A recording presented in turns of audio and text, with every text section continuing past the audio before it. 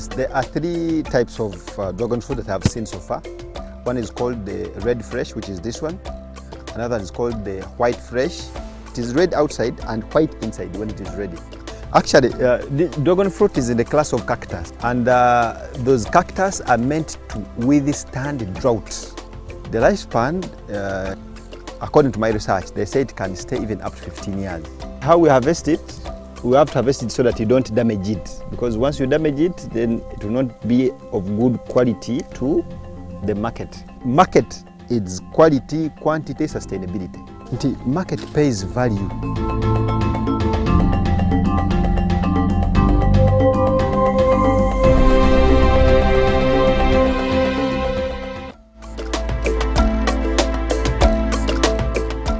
Markets are a nightmare for many farmers, more so for a very rare product like the dragon fruit. Mukasa puts this matter into perspective. This is what a farmer needs to do. There are two things that I think are confusing people.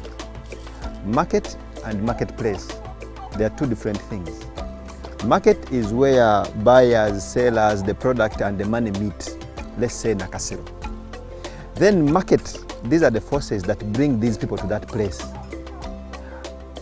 Question in point, why would a buyer go to Nakasero? Because he knows he's going to get quality products that he needs from Nakasero. He knows he's going to get the volumes that he needs from Nakasero. He knows he's going to get it sustainably. He can get it all the time. So market is quality, quantity, sustainability. So for you to start looking for serious market, make sure, one, you have a quality product required by the market. Two, you have volumes required by the market. Three, you can supply it sustainably. This is what I call market. So when you are coming into an investment, they always tell you to do a market research. But what Ugandans do, they go to the market and see the product. They go to the marketplace, not doing market research.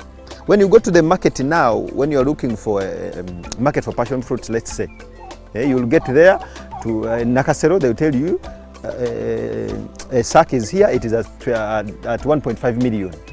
Then you'll be impressed by the price, you go back and start farming.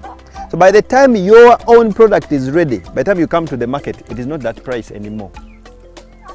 So what they are telling you to go to the market when you are starting any venture is to go and see the market requirements of the product that you are going to do. What is required by the market. Go to the market, get what is required, then come work backwards. What is required by the market? Yes, the fruit is required by the market. Why? Because of its health benefits. People want to eat healthy.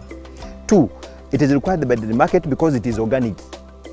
You don't spray anything on it. It doesn't have any disease affecting it. You just plant. Yes, you just plant and it comes. So we have done it organically according to the health benefits. So it is of value because market pays value. If you don't have any strategy on those three questions, what you look for, I don't think it is market. Maybe you're looking for some mediocre market, but not a serious market. If you're looking for a serious market, you must be a serious farmer. Nti market pays value. Chenchi kuza mukasoli ngoina yikemu. Kwata yikemu kati this is a quarter acre. Egenamo gundi 12. Zino poles 12 quarter acre ebanga 5 ku 10. Okitegeera n'okusobola okuharvestinga fruits zo zino. Ono kilo eyabino ne kilo yakasoli tusobola okuyimirira wewamu. Not many challenges have been registered so far in relation to this crop. Mukasa cherishes the use of organic fertilizer present in the urine of rabbits. According to how we have moved with the crop having up to now, we haven't experienced any disease that has attacked it. And because we want to do it organically and we want to prevent than curing, we normally use rabbit urine. You'll see it in that tank there. So normally we use rabbit urine to spray on it and also put down because it is a pesticide, a repellent and a foliar fertilizer. So we are using it to prevent. So maybe because we are preventing the disease did not come, maybe they will come later in the day, but as of now we've not experienced it. What we experienced was Muzira, the snow. when it came, you know, where it hits, it becomes a wound. I think most of them have gone, but if you can see, like here, the muzira came and penetrated, so it became a wound, but afterwards it healed. So it is only the muzira that affected us. The dragon is said to have a lot of health benefits.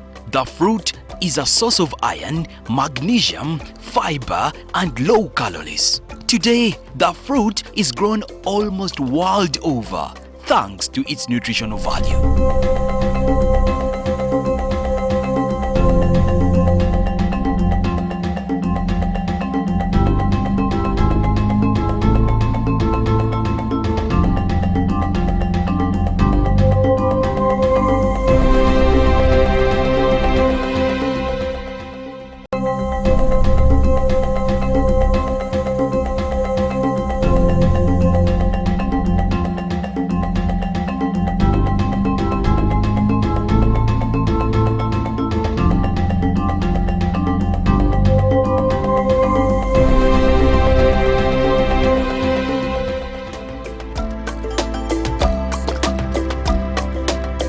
Mukasa is a very enterprising young man who has achieved a lot in his early age, a thing not very common among the youth today. What inspired him into this, and how did it all start?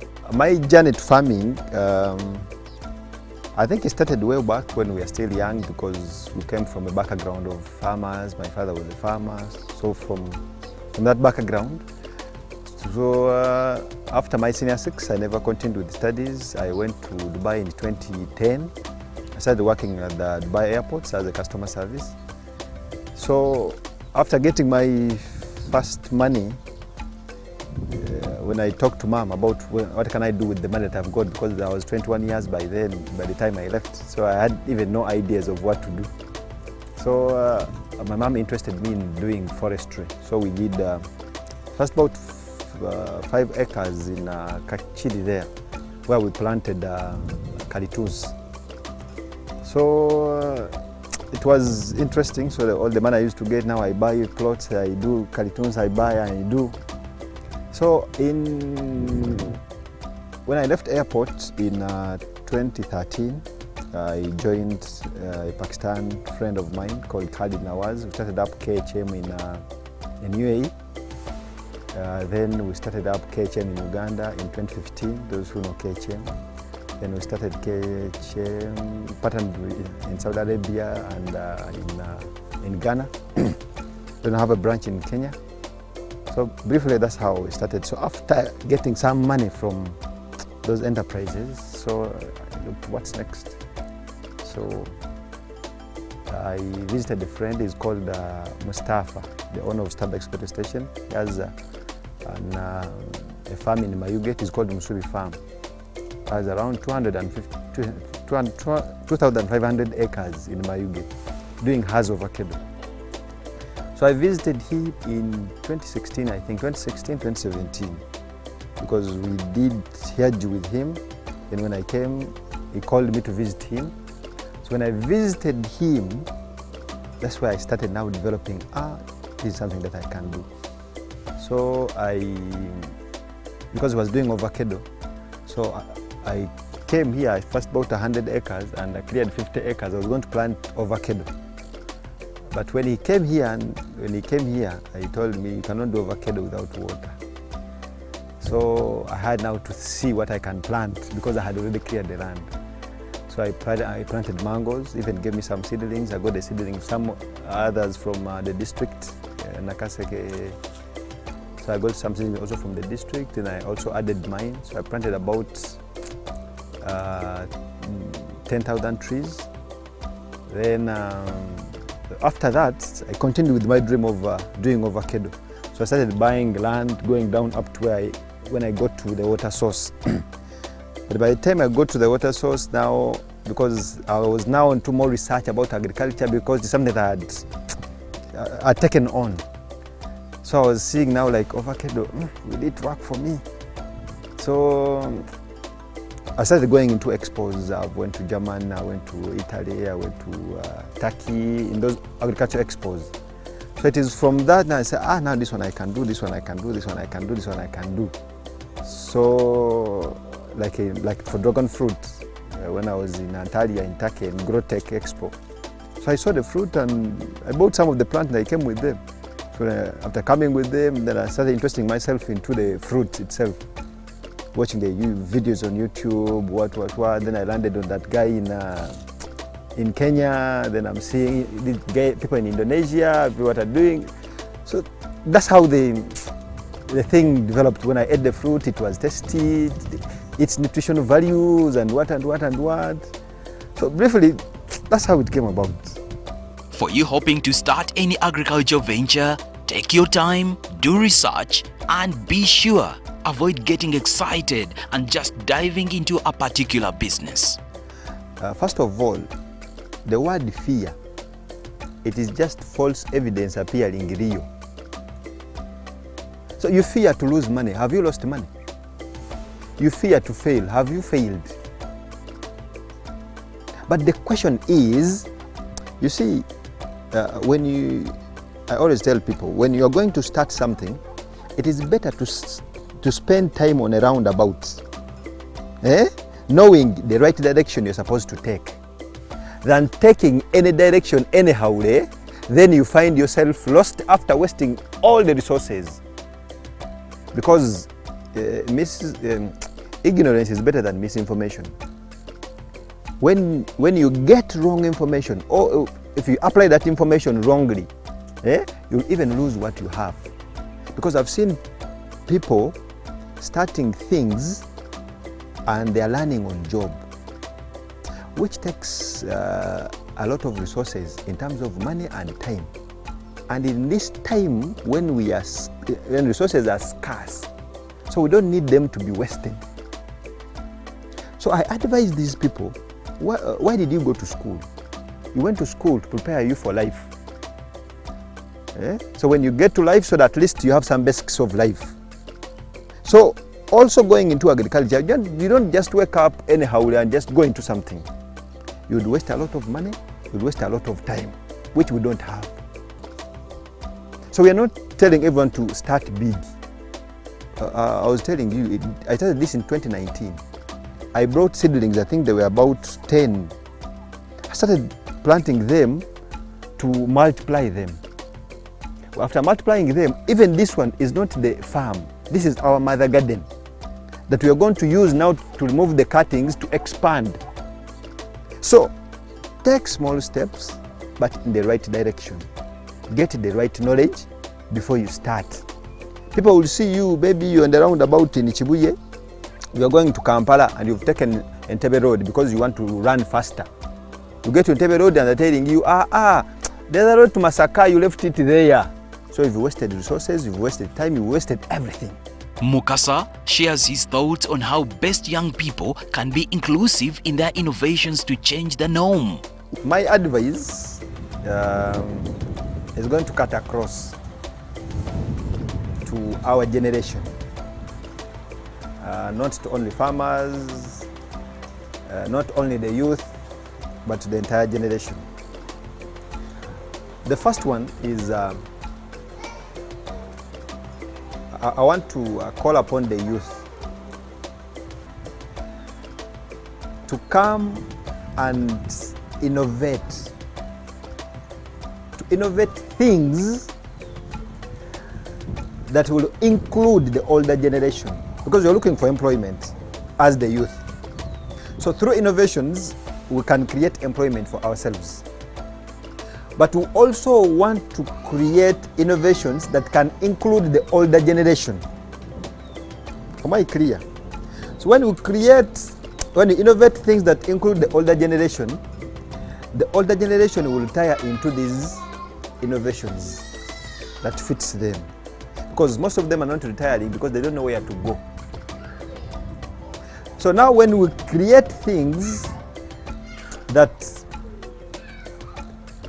this older generation can retire into, now we'll have space as the youth to take on those positions, innovate them, improve them, so that they can employ more people. So we have created employment from the current employment, and we have also innovated new employment. Are we together? I'm not saying people should go and send these old people away. This is not my point. My point is, let's create something that will interest them to retire into, so that we can enter into where they were, improve, so that we can have more youth into even those existing jobs. Because most of those people are not innovative anymore. They're just protecting themselves, staying on the job. So there's nothing new coming up. This is what I think. We all have dreams and goals to achieve in life. Mukasa has already started living his dream, and it's on this basis that one would want to know his plans for the farm in the next 10 years. So when we say a commercial demonstration farm, we are looking at 7 most enterprising projects. When we are doing the business plan for that vision, we break them down and see and what to bring them in a way that an ecosystem that this one helps, this one helps, this one helps, this one, so that they're working hand in hand. It's like a group of companies, each company supporting the other, but in farming. Now, when you look at rabbits in the center, so rabbits are going to give us droppings, which is NPK, that is now organic fertilizer. That side we are doing horticulture. It is one of the projects. So we have rabbits, we have horticulture. So I'm showing you how they all connect to each other, to support each other, and someone can do it, can pick out something, and they do it on a commercial scale, and they earn from it on a commercial level. So when we have rabbits at the center, they're giving us droppings, they're giving us urine. So droppings and urine, we can use them directly in the horticulture, because we are doing horticulture organically. So when we get the droppings now, there is what they call BSF. They are black soldier flies. They produce maggots that they produce protein, almost 60% protein and fats. So when you take droppings from the rabbits, we can feed them to BSF, the maggots. When we now get the maggots, we can feed them to the ducks, because we want to do white meat. So we're going to do ducks. We're not going to do chicken, but we're going to do ducks. That's why you see we are also sampling them. You can see them around the farm. So we are feeding the maggots to the duck. The maggots from BSF, it is also a project of its own. There's BSF, which is a project. Now we started with rabbits. There is horticulture. There is black soldier flies. Now there is ducks, all from the droppings of rabbits. So the droppings also will create for us the maggots, which you can also feed directly to now fish. When you go down where the farm ends, we have water, a stream of water passing there. We are going to do the fish cages. Then the goats, which is the 6th one. The 7th one is the fruits. You've seen we planted 50 acres of mangoes, there are oranges there and pineapples in terms of crops. So we have fruits and vegetables in terms of horticulture. We have fruit, then horticulture. The droppings from the goats, from now the BSF, we have fed the BSF. Now the BSF will also produce a compost, the residue, which we will now use to put as a manure on the mangoes and other fruits.